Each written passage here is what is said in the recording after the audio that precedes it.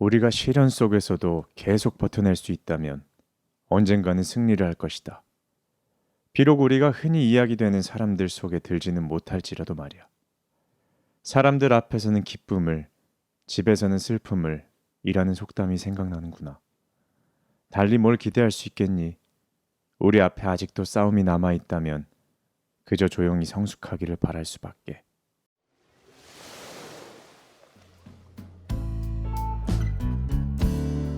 안녕하세요. 여러분의 마음을 들여다보는 이야기를 전달하는 이야기꾼 바다북입니다. 새해가 되고 언제나처럼 시간이 흘러가고 있습니다. 다들 이런저런 계획과 다짐과 결심을 세우셨을 텐데요. 지난 시간에는 그러한 결심을 하는 타인을 어떤 모습으로 보는 게 좋은지를 장자 이야기를 통해서 살펴봤습니다. 오늘은 타인이 아닌 우리 자신의 결심을 어떻게 보는 게 좋을지에 대한 힌트가 될 수 있는 이야기를 가져왔습니다. 이야기의 주인공은 네덜란드 출신의 강렬한 그림을 그렸던 화가죠.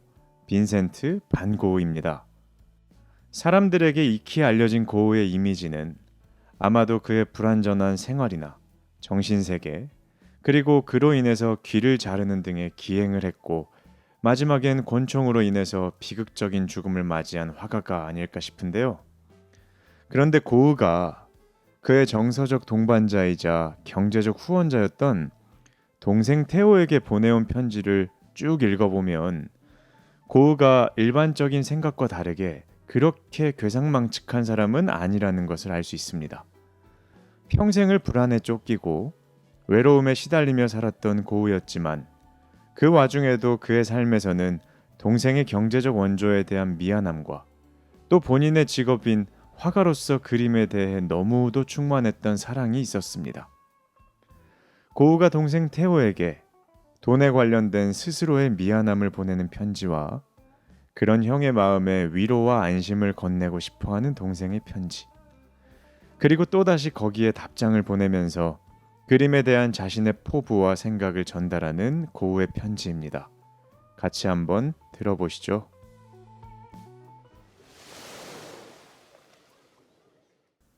테오에게 편지와 50프랑 고맙게 받았다.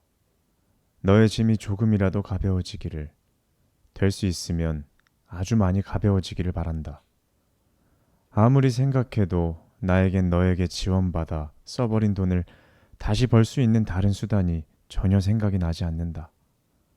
그건 내가 그린 그림이 도무지 팔리지를 않으니까.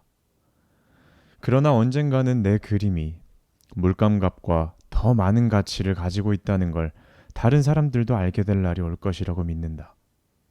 지금 원하는 건 단지 빚을 지지 않는 것뿐이란다.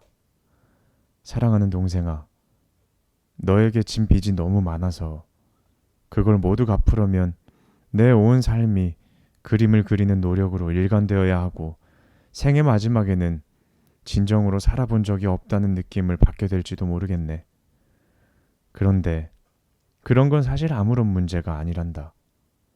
유일한 문제라고 하는 건 그림 그리는 일이 점점 더 어려워질지도 모른다는 생각. 그리고 늘 이렇게 많이 그리지 못할 거라는 사실이란다.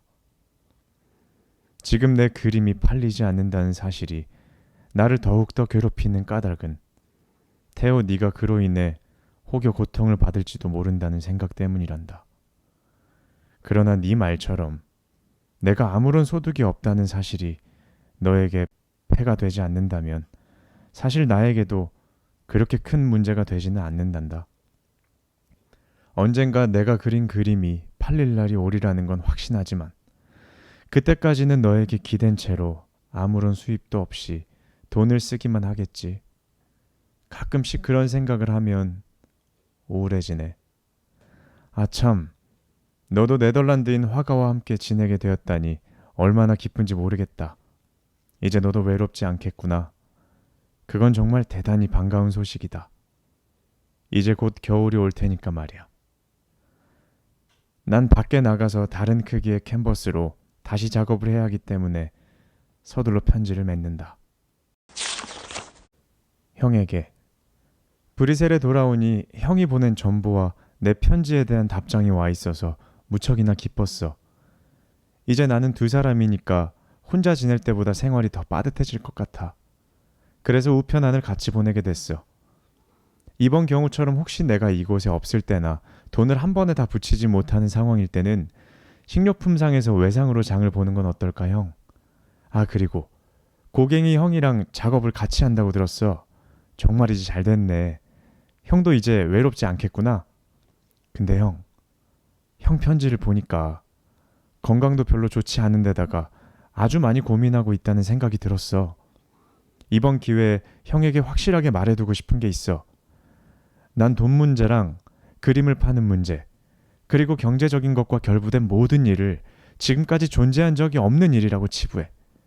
설령 존재한다 해도 그건 마치 질병 같은 거라고 믿고 있어. 돈 문제는 거대한 혁명이 연속적으로 일어나기 전에는 사라지지 않을 거라는 게 분명해. 그러니까 돈 문제에 부딪힌다면 우리 그걸 천연두 같은 걸로 치부할 필요가 있어. 물론 있을 수 있는 사고에 대비해서 필요한 만큼 조심할 필요는 있겠지. 하지만 그 문제로 너무 머리 아파하지는 마. 최근에 형은 그 문제를 지나치게 고민해왔어. 문제가 생겼다는 징후가 없을 때조차도 형은 그 문제로 끙끙 앓는 것 같아. 내가 문제라고 말할 때는 비참한 공궁을 말하는 거야. 이런 일을 피하려면 매사를 가볍게 생각하고 과도한 지출을 하지 않는 것, 그리고 다른 질병을 가능한 한 피하려고 노력하는 것이 필요하겠지? 형은 내게 빚진 돈 이야기를 하면서 내게 갚고 싶다고 자꾸 말하는데 나 그런 이야기는 듣고 싶지 않아. 내가 형에게 원하는 것은 형이 아무런 근심 없이 지내는 거야. 내가 돈을 벌기 위해 일을 해야 한다는 건 맞아. 우리 둘 다 가진 게 별로 없으니까 너무 많은 짐을 지지 않도록 노력해야겠지?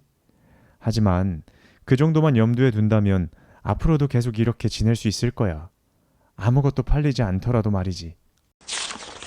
태호에게 편지 잘 받았어. 요즘 나는 낮에는 계속 작업의 연속이네. 밤이 되면 녹초가 되어서 카페로 쉬러 왔다가 일찍 잠자리에 자는 것 같아. 요즘 내 생활이 그렇네. 아직은 날씨가 좋을 때도 있지만 이제 여기도 겨울이거든. 그래서 실내에서 작업할 수 있도록 상상으로 작업하는 일을 시도해 볼까 하네. 난로의 열기 속에서 작업하는 건 문제가 되지 않지만 너도 알다시피 추운 건 정말이지 끔찍하구나. 하지만 누에넨의 정원을 그렸던 건 망쳐버렸지 뭐람. 상상으로 작업하는데도 훈련이 필요한가 봐. 전에 우체부에 초상화를 그린 적이 있었지. 이번에는 그의 가족 전체의 초상화를 그렸거든. 우체부 그의 아내, 아기, 어린 아들, 그리고 16살 된 아들. 우체부는 꼭 러시아인처럼 생겼지만 다른 가족들은 모두 전형적인 프랑스인의 모습이거든. 모두 15호의 캔버스야. 태호, 너는 내가 이 그림들에 대해 어떻게 느끼는지 알고 있겠지? 마치 내 활동 영역에 있는 느낌이란다. 나는 그들과 잘 지내기를, 그리고 초상화에서 더 세심한 자세를 그려낼 수 있기를 희망한다. 만일 내가 가족 전체를 다룬 이 그림을 잘 그릴 수 있다면 적어도 내가 원하는 어떤 것, 뭔가 개인적인 것이 담긴 그림을 그려내게 될 것이야. 이제껏 나는 완전히 습작들에 빠져 지냈고 앞으로도 한동안 이건 계속될 거란다. 앞으로도 한동안 이건 계속되겠지? 아직은 마음이 아플 정도로 많은 실패작을 만들지라도 내가 40살이 될 때쯤엔 기필코 승리할 거라고 믿어. 우리가 시련 속에서도 계속 버텨낼 수 있다면 언젠가는 꼭 승리할 거야. 비록 우리가 흔히 이야기되는 사람들 속에 들지는 못할지라도 말이야. 사람들 앞에서는 기쁨을, 집에서는 슬픔을 이라는 속담이 생각나는구나. 달리 뭘 기대할 수 있겠니?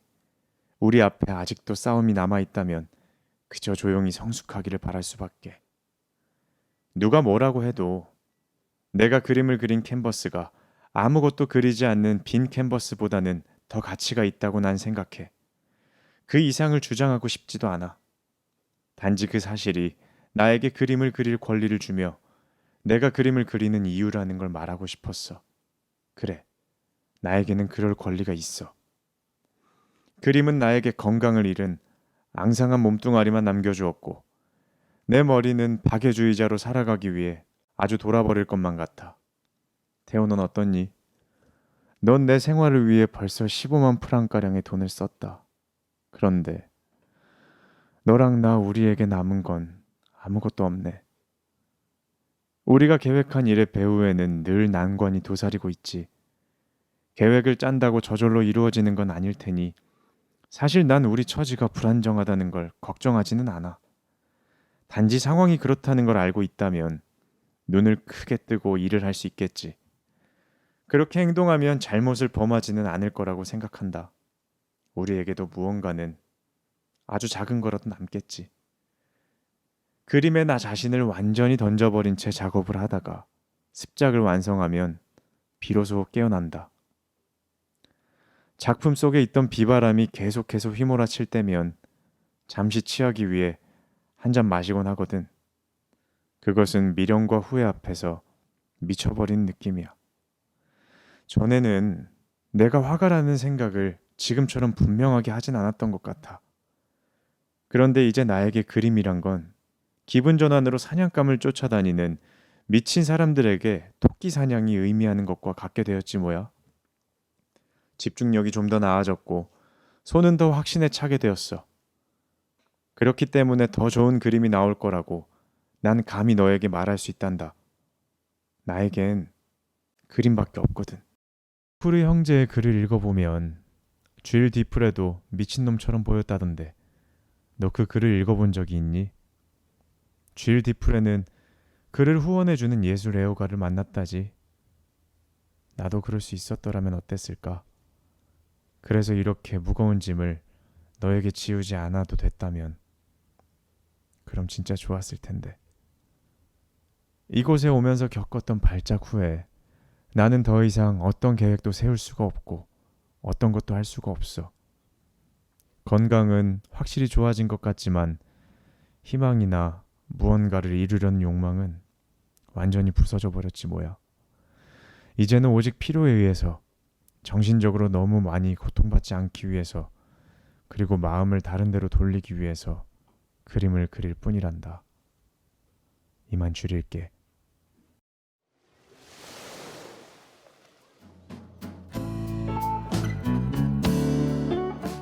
여러분 잘 들어보셨나요? 새해 결심을 독서, 운동, 바른 생활 같은 습관에 초점을 맞추신 분들도 계실 테지만 새로운 사업을 구상하고 계시거나 더러는 직장을 옮기는 경우도 있을 테고 실질적인 경제적, 사회적 터전이 아주 바뀌는 결심을 하신 분들도 계실 줄로 압니다. 그 모든 결심이 공통적으로 가지고 있는 건 처음은 서투를 것이라는 점입니다. 그리고 잘할 때까지는 여러분 모두는 아마도 꽤 여러 번의 실패나 좌절이 있을지도 모를 거고요. 오늘 이야기에서도 확인할 수 있듯이 태양의 화가라고 불리는 불세출의 천재 화가조차도 그의 화려한 색채와 질감을 표현하는 그림을 그리기 위해서는 저 편지들에 나타난 것처럼 수많은 내적 갈등이 있었답니다.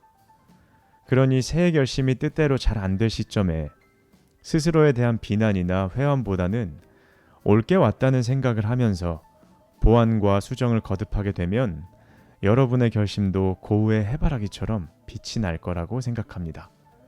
여기까지가 오늘 준비한 이야기입니다. 오늘은 마무리를 조금 다르게 해보고자 하는데요. 고은은 유화를 그렸지만 초창기 그림을 배우기 시작할 때는 수채화를 그렸습니다. 그때 수채화를 연습하는 고우가 스스로 느꼈던 감상을 동생 태호에게 역시 편지로 보낸 구절이 있는데요. 우리의 결심과 연습의 의미를 생각해 볼 수 있으면 좋을 것 같습니다. 이상으로 바다북이었습니다. 더 알찬 영상으로 찾아뵙도록 하겠습니다. 들어주셔서 감사합니다. 제목 습작의 몰두. 열심히 노력하다가 갑자기 나태해지고 잘 참다가 조급해지고 또 희망에 부풀었다가 실망에 빠지는 일을 또다시 반복하고 있다. 그래도 계속해서 노력하면 수채화를 더 잘 이해할 수 있겠지. 그게 쉬운 일이었다면 그 속에서 아무런 즐거움도 얻을 수 없었을 것이다. 그러니 계속해서 그림을 그려야겠다.